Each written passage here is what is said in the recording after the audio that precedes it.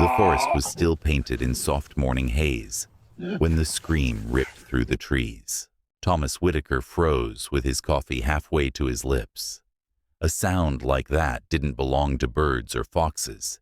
It was raw, panicked, and close. His weathered fingers set the mug down with practiced calm, but his heart galloped like it hadn't in years. He crossed the cabin in 3 limping strides and opened the old gun cabinet.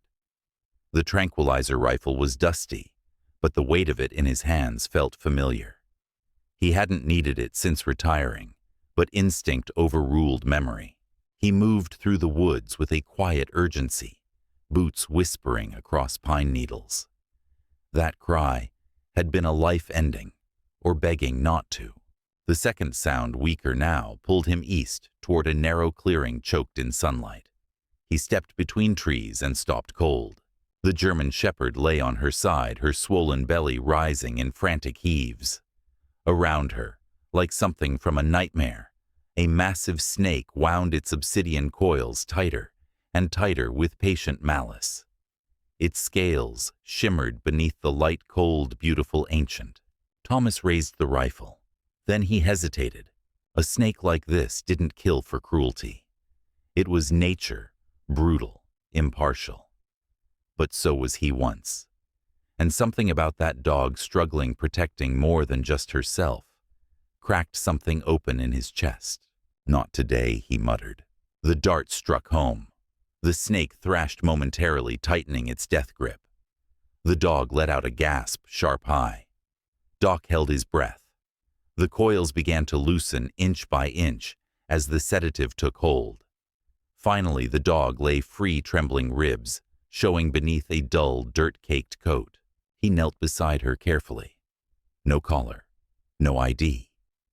Her coat was ragged, the eyes sunken. But her belly shifted, life still stirred inside. "You're not giving up yet," he murmured, sliding off his jacket and wrapping it around her frame. She barely reacted as he lifted her, his back protesting. Her weight was nothing too light for pregnancy. Her amber eyes fluttered open for a second, locking with his. He didn't say a word as he carried her home. But deep down, he already knew this dog wasn't just another patient. She was his reason to begin again. The cabin greeted them in silence, its log walls soaked with 5 years of solitude. Doc nudged open the door with his shoulder and carried the limp shepherd across the threshold like something sacred. He cleared the clutter from his coffee table with one sweep and laid her down gently on clean towels. His hands moved with the surety of experience, starting fluids, checking vitals, listening for faint, fluttering heartbeats within. 4 pups at least, all alive. Miraculous considering the trauma. "Still got a few tricks left," he muttered, sliding an IV needle in place. The dog didn't flinch. As he worked, his mind flickered to another German shepherd, Russell. Loyal, intelligent, gone in the same fire that stole Margaret. He hadn't practiced medicine since that night, hadn't wanted to. But here he was, arms deep in instinct and memory. "You picked the right woods, girl," he whispered, "though you could have skipped the snake." She stirred faintly at the sound of his voice. By evening, she was stable enough to move. He crafted a bed of blankets by the fireplace, the same corner where Russell once snored through mountain weekends. The fire glowed low, painting her coat in amber and gold. Doc sat beside her in his rocker, staring into the flames. He hadn't spoken aloud in weeks, maybe months. Now, the words came unasked. "Margaret would have named you already," he said, studying the dog's noble face, the markings like delicate ink around her eyes. "Duchess. You look like a duchess." Outside, the wind shifted, carrying the scent of rain, of something approaching. He added another log and pulled the blankets higher around Duchess's curled frame. The fire crackled, the clock ticked, and for the first time in 5 years, the cabin did not feel empty. He was no longer just surviving. Something had changed the moment her eyes met his. He was needed again. 3 days passed and Duchess surprised him. She ate the venison stew he prepared, with a delicate hunger, licking the bowl clean, without desperation. Her eyes followed him as he moved through the cabin, quiet searching beginning to see him, not as a threat, but as something safer than the woods. Doc watched her closely, noting every shift of breath, every twitch of ear. The puncture wounds from the snake were healing. Her belly stirred often, now restless little heartbeats, pushing beneath skin stretched too thin. A storm brewed outside wind, whispering ominously through the trees. Doc stood on the porch, letting the air tell him what was coming. Thick clouds hung low, and the weather radio crackled with warnings. Flash floods, wind gusts, fallen limbs. "Going to be a bad one, Duchess," he called into the cabin. She whined softly as thunder rolled over the hills. Doc moved with practiced calm, securing tools, locking shutters, checking the generator. Muscle memory from years of deployments kicked in. He didn't waste time. He didn't panic. By nightfall, the storm hit. Rain slammed the windows in sheets. Wind howled like wolves through the eaves. The cabin creaked and shifted under the pressure, but held. Inside, Duchess paced, whining anxious ears, flicking with each thunderclap. Doc sat beside her on the floor, gently stroking the fur behind her ear. "Not a fan of storms," he said softly. "Can't say I blame you." They sat like that for a while, two damaged souls, listening to the fury outside. Then came the sound that didn't belong, a frantic scratching at the front door. Duchess froze. A low growl rumbled in her chest. Doc grabbed the shotgun this time, not the tranquilizer, and moved to the door with caution in his bones. The porch light flickered to life, and there, through the sheets of rain, was the snake. The same one, its massive body coiled loosely, head raised, not striking, just there. Pressed to the wood, like it sought something inside. Shelter. Safety. Life. Blood streaked its dark scales. Claw marks. Something had found it in the wild and left it injured. Doc stared. "Son of a bitch," he whispered. He could end it right there. One shot. But the snake didn't strike. It didn't hiss. It simply waded water, dripping from its coils. The oath stirred in his mind, quiet but firm. Do no harm, even to predators, even to the monster that nearly killed her. He turned away from the front door and opened the side entrance to the woodshed. It was dry, sturdy, and separate barely. The inner door could lock from the cabin side. "God help me," he muttered, pulling on his rain slicker. The storm nearly knocked him sideways as he rounded the cabin. The snake recoiled at his approach but didn't flee. Doc moved slowly, guiding it with a long-handled rake, speaking in low tones. He didn't fully understand himself. "I'm not your enemy," he said. The snake slithered into the woodshed with surprising speed, half graceful, half desperate. Doc slammed the door behind it and slid the bolt into place. Inside, Duchess had risen, stiff-legged, tail low, her body angled protectively toward the connecting door. "I know," Doc whispered, kneeling beside her. "It makes no damn sense. But sometimes helping something, even the worst thing, is braver than killing it." She leaned into him, trembling. He stayed like that, one hand on her shoulder, one ear tuned to the occasional shifting from the shed. The storm raged, but inside, between predator and prey, they had reached a quiet truce. That night, Doc didn't sleep.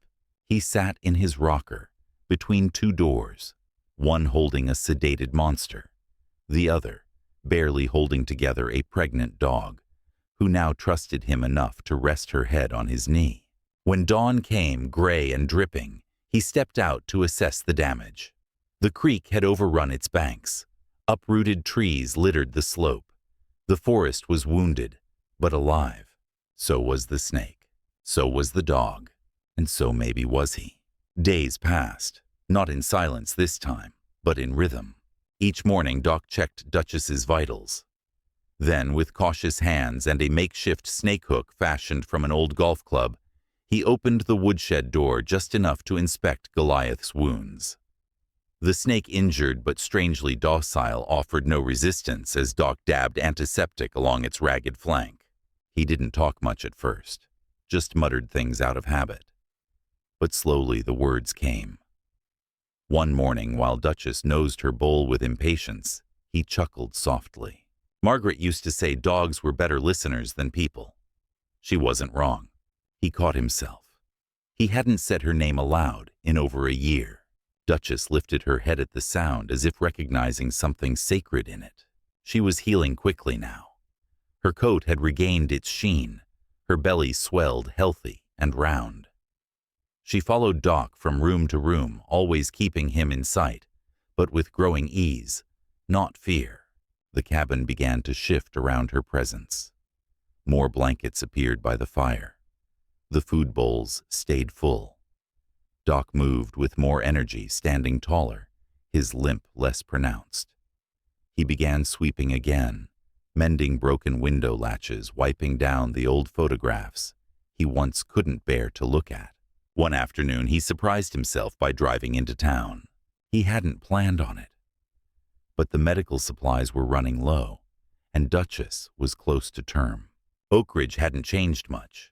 The general store still smelled like coffee and old pine floors. Betty Jenkins looked up from the register with a start. "Thomas Whitaker," she said.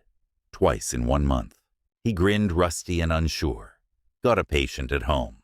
She watched as he stalked his basket gauze antibiotics puppy formula dog food blankets. "Still the soft touch, huh?" she asked.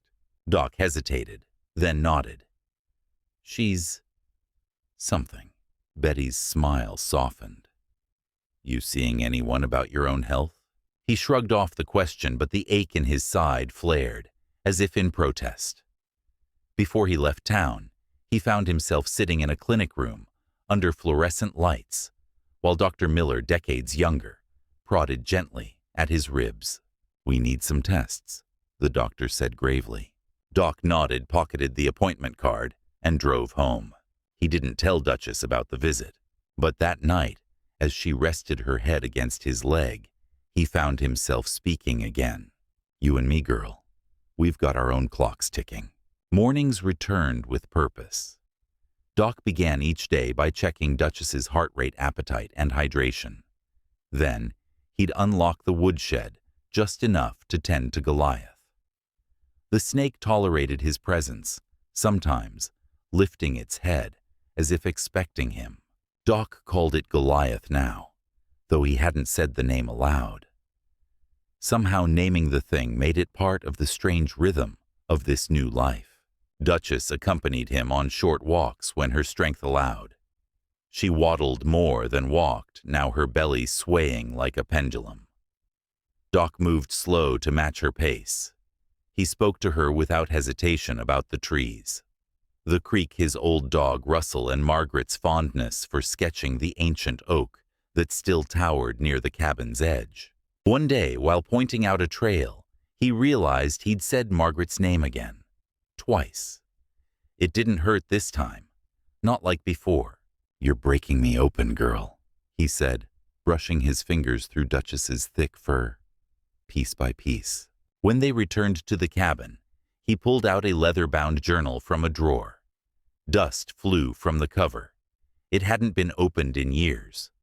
Inside, he began writing again notes on Duchess's pregnancy, her expected due date, and his observations about Goliath's recovery. It was half medical log, half memoir. "You know," he said one evening, Duchess curled at his feet, "Margaret used to say, animals save more humans than the other way around." He paused, running his hand over her sleeping form. Looks like she was right again. But his own body wasn't listening. The pain in his side had returned, hotter, sharper, more insistent. A warning bell, one he could no longer ignore. The test results came by phone, the newly installed line crackling with bad news. The word oncologist lingered long after the call ended. That night, sitting on the porch with Duchess's head heavy on his knee, Doc spoke softly into the mountain air. "Looks like you're counting down to life," he said. "And me. Maybe the opposite." Her eyes lifted to his with uncanny understanding, and as if sensing what he couldn't say, she pressed her head against his side, exactly where the pain lived. The storm came without mercy. Wind battered the cabin walls, and lightning carved jagged veins across the black sky. Duchess paced in tight circles, nose low tail tucked her instincts louder than any thunder. Doc knew the signs, panting, nesting the restless tremble in her limbs. Labor had begun. He laid out towels in the corner she'd chosen, medical supplies, lined up with military precision on the table. Gauze, iodine, clamps, scissors. Years out of practice hadn't dulled his preparation. "You picked one hell of a night," he muttered, kneeling beside her. Duchess's eyes were wide, but she trusted him now. Trusted his voice, his hands. Her body curled around itself as the first visible contraction rippled through her abdomen. Outside, rain slammed the roof in waves. Inside, Doc was calm.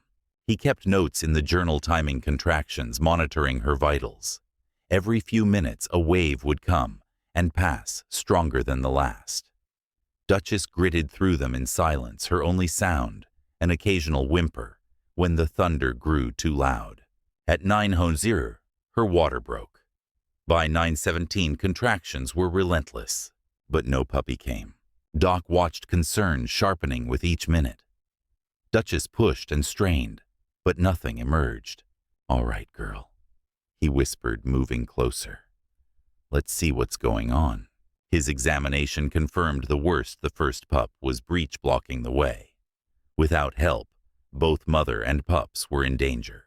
"You're going to have to trust me again," he murmured, washing his hands, sliding on gloves with practiced hands that remembered things even his mind had forgotten.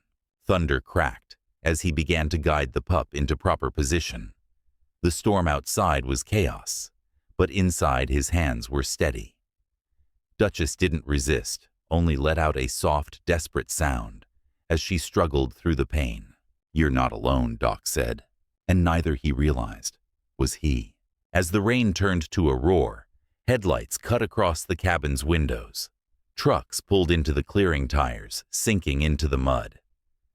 Doc barely had time to register the sound before fists pounded on the front door. "Dr. Whitaker, Sheriff's Department."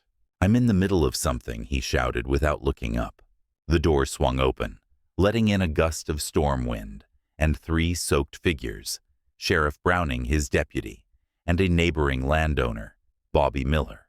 "We're tracking a snake," Browning explained. "Big one. Been killing livestock." Doc didn't move. His hands were mid-delivery, breath shallow with focus. "I know the snake. I treated it. Released it far from farms. Now shut the door or grab a towel. Your choice." The sheriff hesitated, then quietly nodded. The men sat in silence, watching as Duchess, gritting through pain, gave one final push. A head appeared, then shoulders, then the slick, tiny body of a puppy. Doc worked quickly, clearing its airway, placing it near Duchess's nose. She began cleaning it instantly, her instincts taking hold. The puppy let out a high, squeaky cry. The room exhaled. 2 more came in short succession, a second female, a strong male. Each healthy, each met with soft praise and steady hands. Then came the 4th, smaller, silent. Doc moved faster now, cleared its mouth, stimulated the tiny chest. "Come on, little one," he whispered. "Your mama did the hard part. Breathe." For long seconds, nothing. Then a gasp, a twitch, a frail, pleading cry. "There you are." He placed the pup by Duchess, who licked it furiously, as if willing life into its fragile frame. The runt, dark-eyed and marked just like Russell, curled against her, trembling but alive. Doc sat back, exhausted. The pain in his side flared hot, but he didn't flinch. Not yet. The sheriff approached quietly. Never seen anything like that. Doc didn't answer. His eyes were locked on the runt, already inching toward his outstretched hand. Duchess didn't stop it. She let the pup rest there against Doc's fingers as if she knew, and in that moment so did he. Morning came slow and heavy, the storm leaving behind a world soaked in silence. Doc sipped weak coffee, his body aching the pain in his side, now a constant throb. Duchess slept curled around her puppies, 4 small hearts beating, because he hadn't given up. Then came trouble. A caravan of trucks crunched into the clearing. Strangers, hunters, and at the center a man with clean boots and too much confidence. Harold Matthews. He strode into the cabin like he owned it, barely nodding at the sheriff before his eyes landed on Duchess and her pups. "I see you found my property," he said coldly. Doc rose slowly. "Your what?" "My dog, purebred German Shepherd, stolen 3 weeks ago. I filed a report."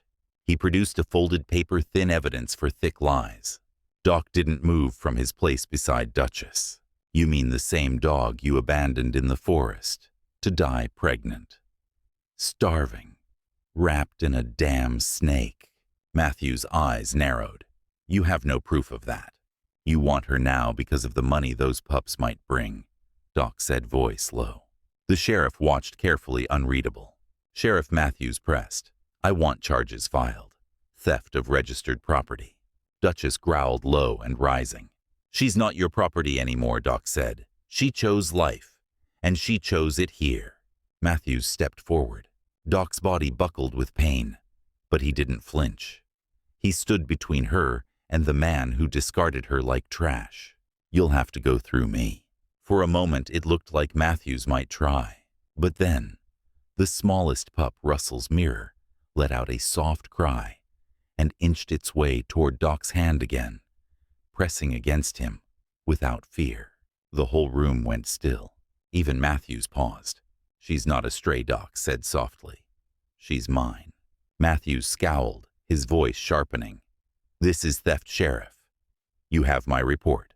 Sheriff Browning didn't answer right away. His eyes scanned the room, the blanket nest, the puppies nestled close, the exhausted old man, gripping the edge of the table with whitened knuckles. "Your report says the dog went missing 3 weeks ago," he said finally. "Doc here found her near death in the forest days after that. No collar, no chip, just a dog abandoned and barely alive." Matthews stepped closer. "I'll be generous. Return the dog and her litter now, and I won't press charges." "No." The word left Doc's mouth like a vow. Matthews's expression darkened. "You're making a mistake," maybe Doc replied, "but not with her." Then, without warning, Doc staggered. The fire inside his ribs surged, a pain deeper than breath. He gripped the counter to stay upright. Cold sweat clung to his skin. "Doc," the sheriff asked, stepping forward. He waved him off, jaw clenched. "I'm fine." He wasn't. But Duchess had risen too, growling now, not just protective, but fierce. She stood between Matthews and the pups, her body rigid, despite her fatigue. She knows who left her, Doc managed, and who stayed. Bobby Miller, quiet, until now, took a step forward. "Doc saved that dog, saved those pups. If you'd seen what we saw last night, you'd understand. He's not keeping property. He's keeping a promise." Matthews stared at them, all calculating. But something shifted in the room, an invisible line drawn between cruelty and compassion, and he found himself on the wrong side. "Come on," he snapped at his men. "Let's go." The door slammed behind them.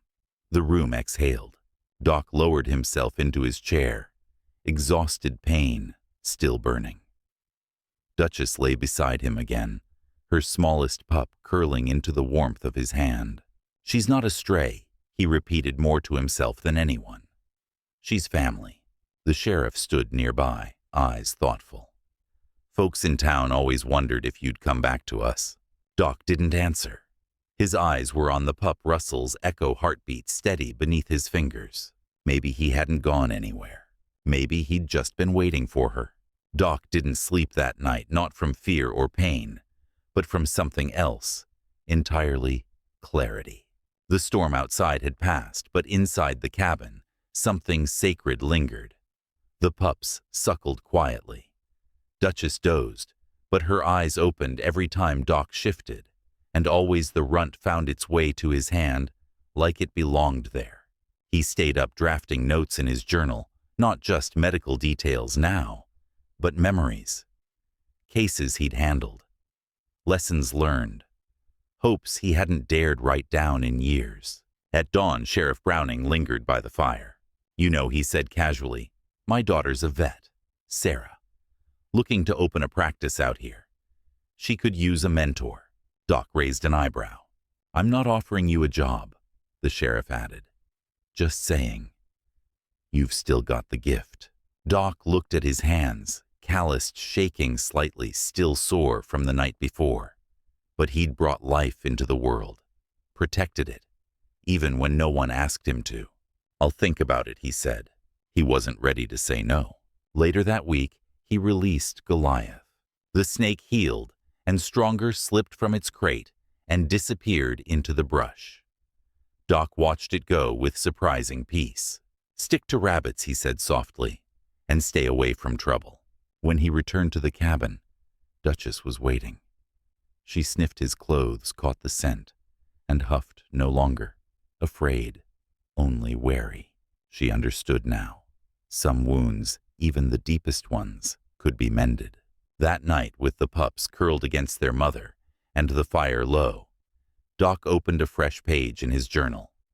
He titled it simply, "For Whoever Comes Next," because someone would. Someday.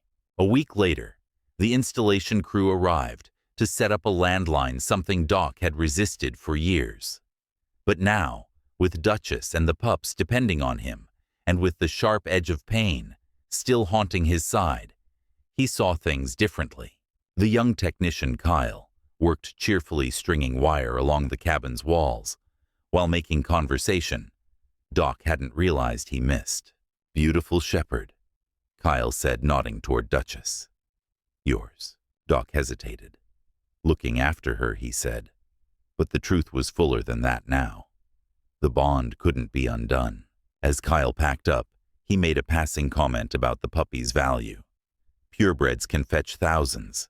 My sister breeds them." Doc said nothing, but the thought followed him after the truck disappeared down the dirt road. He hadn't thought about what came next. Not really. Not if something happened to him. Later that afternoon, he sat at his desk with a yellow legal pad and began drafting a will. No fanfare. No hesitation.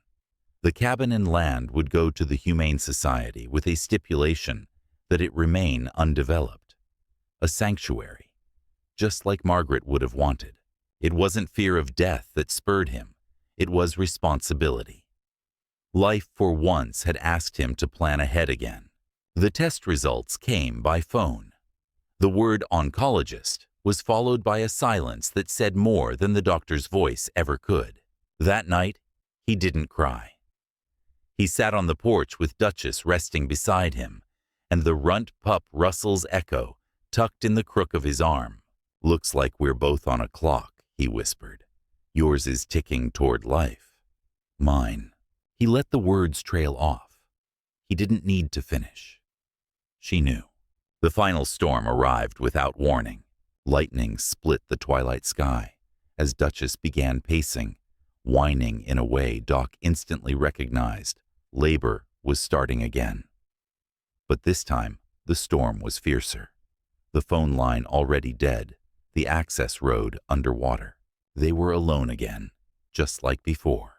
But now Doc was ready. He prepared the corner, laid out fresh towels, double-checked supplies. Duchess settled quickly, her trust absolute. The birth was smoother this time, no breach, no panic. One by one, 5 puppies entered the world squealing and slick blinking into the dim firelight. The runt again found its way to Doc's hand. As dawn broke and the worst of the weather passed, a knock came at the door. Sheriff Browning this time, not with questions, but with an offer. "My daughter Sarah. She still needs a place to practice. I know it's sudden, but if anyone could teach her." Doc smiled. You tell her the door's open. Later, as he held Duchess's newest litter, close watching her clean and nuzzle each pup in turn, he whispered softly, "We're not done, you and me. Not yet." The pain in his side was real, the future uncertain. But in that small cabin with newborn life nestled into old hands and a fire crackling, strong, Thomas Whitaker was no longer alone. He was healing. He was needed, and he had something left to give.